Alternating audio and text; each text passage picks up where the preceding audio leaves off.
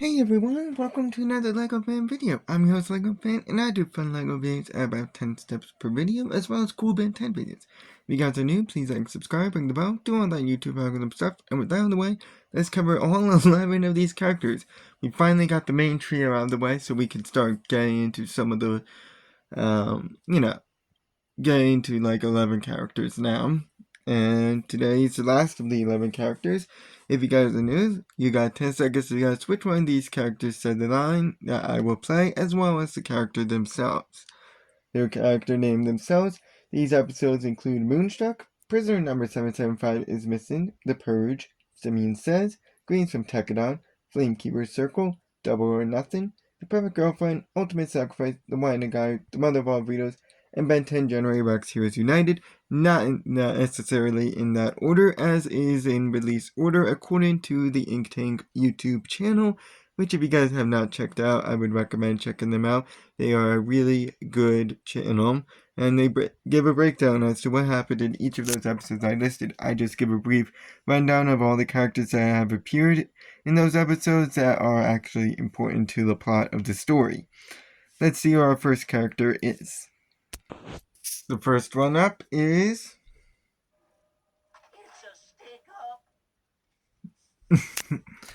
Of these characters, which one said that line? You got 10 seconds? Good luck. I was tossing the idea back and forth in my mind as to whether or not to call these guys villains or heroes, but since they were villains for a majority of the episode, I decided to include them as such. But this is one half of the Vreedle brothers, this one being Rhomboid Vreedle. He is his own species, the Vreedle, who only appeared in The Mother of All Vreedles, brought right back with the help of his brother, who we cover in the last part in the next video, which is Octagon, and Vreedle, before they decided to all head to Earth with his brother. And with him, he built the clone machine and battled Kevin and Gwen before they had a change of heart, which made them arrest their own mother, leaving with her and the pretty boys in tow. So with his powers, he can breathe in space and has a wide arsenal of laser guns, which he's pretty accurate with, as well as a rocket launcher. He can also break through man shields with just brute strength and is very strong and has good hearing. He also has plumber armor and gear and is often allied with his brother, Octagon, and is relentless with his brother. They are what is termed a repo man, so they obviously are very good at their job. And he's also very durable to the point where he cannot actually be physically killed, as he is a clone, and if he is ever just accidentally killed or purposefully killed, because he often does accidentally blow himself up and would to some extent like that, he just has another clone in storage, and they're fine, and they maintain the memories roughly. But he is not exactly the brightest tool in the shed, and he can be distracted by bubble wrap, which is Vreedle's overall main weakness. He also tends to underestimate his opponents and can overreact and can be a coward. He also can't read alien and tends to be a shoot first, ask later kind of guy. Even in situations that require a little bit more intelligence, he'll just randomly blast the gun off to see if it would actually work. Next character up has their first line of... Can I just have that as a clip? Of these characters, which one said that line? 10 seconds, good luck. I just want that line as a clip for like a ringtone on my phone. That would just be like the best thing ever. But this is the character known by the name of Azmuth. He is a Galvan, first appearing in Simeon Says, where he briefly appeared in a video call where Eunice discovered there was something wrong in the arachnochimp DNA and urged him to get more and just plain stop bothering him. And also made a brief appearance in the Ultimate Sacrifice where Kevin wanted him to try and help Ben, and after a while he actually agreed and came to Earth with Kevin and explained why the Ultimates became sentient, because it was apparently a glitch in the code. Then he fixed the problem so that way they don't become sentient anymore, and opened a portal which led to an uninhabited planet where the Ultimates can live freely, and he went with them. So, he created the Omnitrix itself. He has vast knowledge on its inner workings and features, as well as the ability to control and unlock certain features on the Omnitrix with his own voice, as well as having the ability to use the Omnitrix if need be, but he is super out of practice with it. He's also incredibly smart, has a super jump, can create his own portals, and has a planetary defense system, as well as one for his lab, which is the character we covered in a previous part, the Mechamorph Guard. He's also very durable and can move Primus to another location. Primus is where all the Omnitrix DNA is stored. He also has knowledge on mana and can sense it, as well as project himself as a hologram on the Omnitrix. He also possesses typical powers of a Galvan, being able to fit in small places due to his small stature, as well as breathe underwater for a brief time, as well as having the ability to swim. He also has a high jump and is able to stick to surfaces since he's kind of sticky, as well as being very agile and can walk up walls.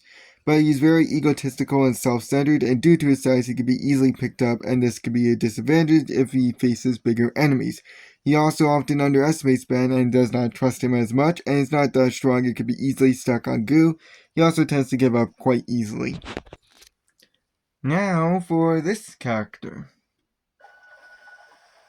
Trying to sneak up on me, Tennyson.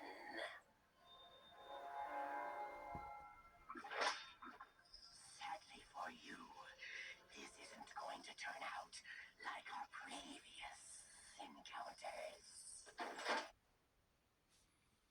Of these characters, which one said that line? 10 seconds, good luck. This is the other character that I'm very disappointed never returned, though it is my headcanon that he became King Coil in the reboot.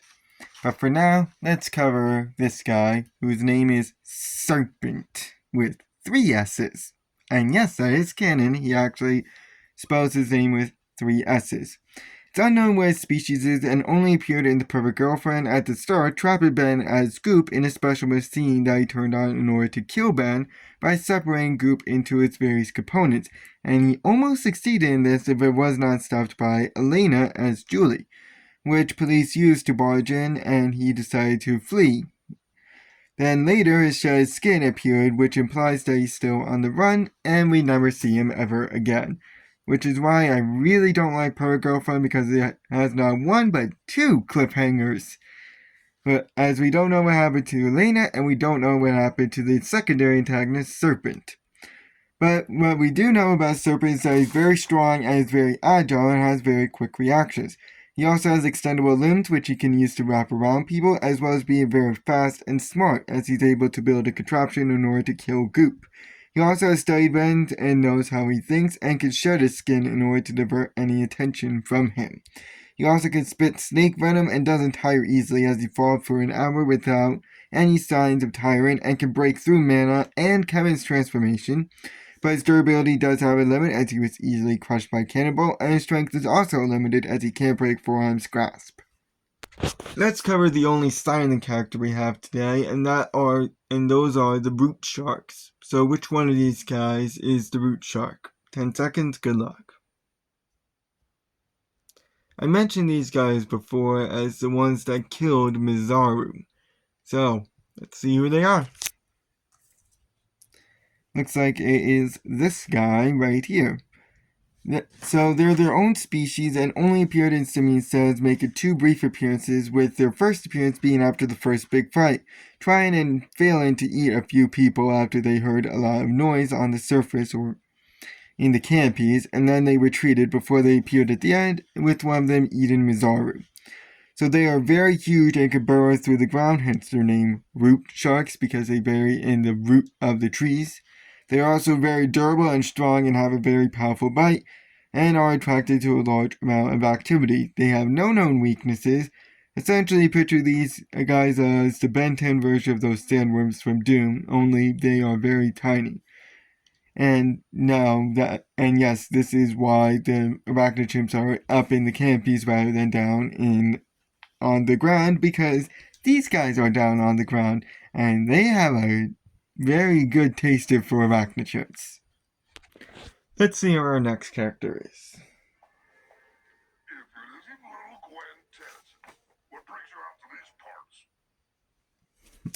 Of these characters, which one said that line? 10 seconds, good luck. Unfortunately, we don't have his little baby form, but you can just sell for the armored version. And this character goes by the name of Vulkanus. Just rearrange a few things. He's a Detrobite, only appearing in grains from Tekadon, buying a Tekadon fabricator in order to hunt down Ben, while he enjoyed a milkshake at some sort of space bar, we don't know exactly where.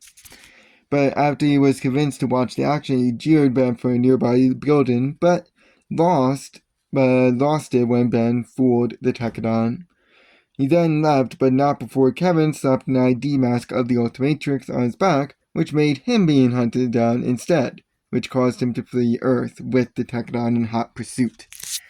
He is one of the big heads of the alien criminal underbelly on Earth, which makes him very rich, to the point where he was actually able to buy a Tekadon fabricator, which he stated was like the cost of an entire solar system or something along those lines. So, if that doesn't scream I'm rich, I don't know what does. He also knows the alien tech and how to use it, as well as having a laser gun, and often comes with his private army of pickaxe aliens who he can summon. He also has an ejection seat built into his suit, and when he's out, he is somewhat quicker. He also can do a solid clap, can fly, is incredibly strong and durable, and is a pretty decent fighter, and has his own spaceship. But he's not exactly the smartest bulb in the pack, and his armor can freeze. When he's out of his armor, he is useless. He also can be a bit cowardly, preferring to stay back and watch the fight rather than, participate in it. Let's see who our next character is. What did you just do to me? Of these characters, which two said that line? 10 seconds, good luck. It can't be one of these episodes without taking a stop at the January Rex special. But this is a January Rex character, though we do have one today. So ignore what I said in the previous video. But for now, let's cover the other character that makes their first appearance in the January Rex special. That being Diamondhead. We got his January Rex version, and we got his regular one. He is a Petrosapien first appearing in Ben 10 January Rex Heroes United, where he battled Rex in the lake before this fight got taken to a building. Then it went to a bridge where he switched to Lodestar. And then later he battled Alpha in its evolved form and trapped his feet in crystal. But he was forcibly changed back by Alpha once Alpha touched the Omnitrix symbol on his chest. Then in the Ultimate Sacrifice, he battled the Ultimates by shooting diamonds at them, but then was countered by Ultimate Swampfire, and after which he was weakened by Ultimate Echo, and then knocked out by Ultimate Cannonball. So he can form knives with his hands and crystals from his back, which have been proven sharp. And due to the fact that he's a walking crystal, he can reflect lasers and is able to shoot or toss shards of crystal which can clog machines. He can also form a protective shield around himself and a mini one around his arm. He also can form crystals and crystal constructs out of the ground, as well as being very durable. And if he's sick, he does sneeze crystal shards, and he can also form claws, and do a super slam attack that can form crystals. He's also very agile and has quick reflexes and can encase people in crystal, as well as making himself slides in order to transport himself like a homemade skate park almost. He can also form his hands into pikes and can appear by crystal and levitate crystals off the ground and slam them down. He can roll into a ball and then shoot multiple crystals out when he unfurls, and form a hand out of the ground, as well as a super jump and super strength. But he can be shot with enough force, which includes sonic sounds, and can be weighed down with enough force. His eyes can also be cut with the sharp blade, and his size can be a disadvantage as time as well as weight. The next one up has their first line of Mama's little angel. that. Of these characters, which one said that line? 10 seconds, good luck.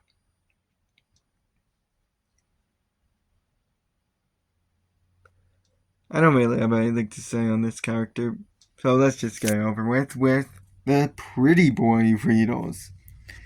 They are their own species, the Vreedle species, who only appeared in the Mother of All Vreedles, where one accompanied Ma throughout the entire episode, being mostly carried in her arms, before more were made thanks to the clone machine. But all of these were brought to an orphanage at the end of the episode. We don't really have much in terms of powers and weaknesses of these characters since, as I just said, they were one of them was mostly carried by Ma, so they weren't really fighting in the episode except for like the last battle with Ma when they were all just stomping on Big Chill. So, but what we do know is that they are somewhat strong. They can breathe in space. Ma Vreedle is highly protective of them, to the point of when it's her, you can pretty much guarantee that Ma is going to attack you like a grizzly bear is defending its cub. They also act as a small army for Ma Vreedle, but they seem to lack intelligence. That's all we have. Let's cover our next character. New arrivals. You're lucky to be alive, though after a few weeks here, you might not feel so lucky. Of these characters, which one said that line? 10 seconds, good luck. So we covered the partner in like way back when, so I think it's high time we finally covered the other guy. That is based off of an X-File character, that being Agent Bryson. He is a human only appearing in the Wide Gyre, assigned with his partner Locke in order to locate Razum's sister, only to become stranded on the Pacific Garbage Patch.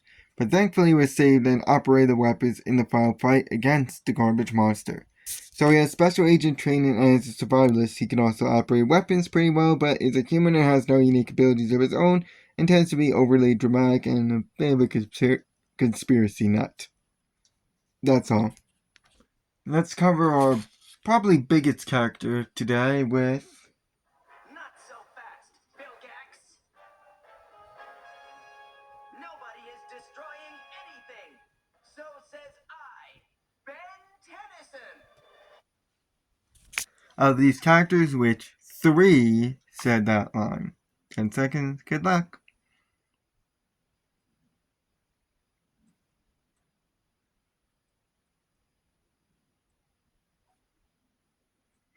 So, we got his actual form, his Ben 10 disguise, and his true form, which is a Galvin form, and this is the character known by the name of Albedo, or Albedo. I prefer Beto, though. He's a Galvin, only appear in Double or Nothing, where he survived the crash that was at the end of Alien Force, but he was left powerless and broke. So he got off really well. In response to this, he decided to hire a set of actors in order to make a Ben 10 show to profit off of Ben 10's new popularity, while he built a device in order to change it back to a Galvin. This actually did work in the end, but it was only briefly, and he was changed back to his Albedo form. To let out all his aggression about still being stuck in this human form, he decided to take it out of Ben, who knocked him out after a fight and then was tracked away by Hugh, and, well, we don't see him till Omniverse. He now only needs to think. So with his ability, he now only needs to think in order to change into any sort of alien form that he wants. These aliens include Wrath, Humongous Sword, Jet Ray, Swampfire, Diamondhead, Big Chill, Spider Monkey, Goop, and Echo Echo. All the actors that are under him, Hugh, Fridge, Swamps, are all loyal to him. He also has a subspace communicator, is a great fighter, has a sound wave grenade, is an engineer, and is business savvy, so he's able to do all the work. He was able to do all the work for this Ben 10 live show that he made himself. He hired all the actors, he put on all the ads, all that sort of stuff was all his doing. And being a goblin, he also has enhanced intelligence, which kind of explains how he was able to build all this stuff and like all the business stuff as well. He also is more knowledgeable about the aliens that are in the Omnitrix. He can also hack technology, is very sneaky, and has knowledge on the Omnitrix and how it works since he built his own and later we find out he was the assistant to Azmuth while he was building the Omnitrix. But he inherited Ben's love of chili fries and craves them despite adamantly hating them. He's also linked to the Omnitrix and any aliens on it. He will always change back to human no matter what happens. He's also often very arrogant and tends to underestimate opponents and gains any weaknesses the alien might have. His Omnitrix can also be overran by Ben or Azmuth and he has no foresight. let's cover one of our last characters, which is... No harm done. Please, take one. It could change your life. Of these characters, which one said that line? 10 seconds, good luck. This is one of my all-time favorite villains in Ben 10. That being the villain, the Esoterica themselves. We finally are getting to these guys. Look at that cool outfit too. But they are human. All of them are human, who only appeared in the Flamekeeper Circle, so far acting as the small army for the cult that's under Conduit Edwards, with one actually discovering who they think is Dagon at a carnival and took out the Carney before he appeared in the final fight and battled Ben and the crew who were all knocked out when the tank Olden Vilgax burst. Some started to repair it while another wondered if it was truly Dagon in the tank. So they can teleport in and out of our own dimension, which also gives them an illusion of teleportation. They also can use structures in the other dimensions like stairs, which makes it look like flight. They are very excellent melee fighters, probably one of the best fighters in the show, and are very fast and very agile, and they worship Dagon as well. But they can be caught off guard, they can be frozen, and they are weak to sonic sounds. Let's cover our last character, whose first line is... Break my stuff, and I will ruin you. So, what is her name? 10 seconds, good luck. I think we only got their last name in the episode, because they are a Generator Rocks exclusive character, this being Dr. Rebecca Holiday. Yes, Holiday as in Holiday. They are a human, only appearing in Ben 10 Generator Rex Series United, acting as the guy in the chair, or in this case, woman in the chair for the episode. She barely participated in the fight, mostly got his 6 while he healed and attacked Alpha when he went for the base. So she's a great engineer and is very smart, as well as having some enhanced tech, including a device to scan for nanites and one for vitals. She also has a laser gun, which she can aim well with, but she's a human and has no special abilities of her own. We'll cover the last 10 in the next episode. See you guys then. So long.